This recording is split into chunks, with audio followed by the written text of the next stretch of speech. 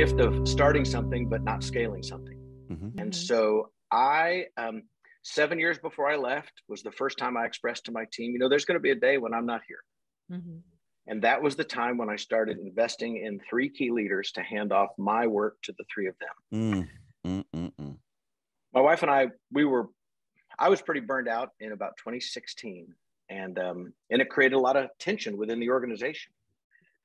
And that kind of came to a point where my pastor said, Evan, I think you need a sabbatical. And so I took 11 weeks, which was a great gift for my team. And during that time, it was sad, but my wife and I sensed it was time for us to really commit to making the transition. It's one thing to say, someday I'm not going to be here.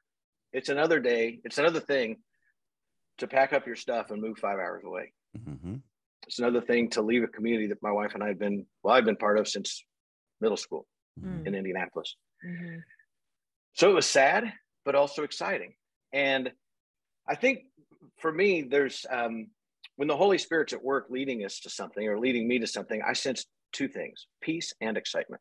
Mm-hmm. I have excitement about the thing that he's calling me to, but I also have a deep peace that it's going to go, it's going to work.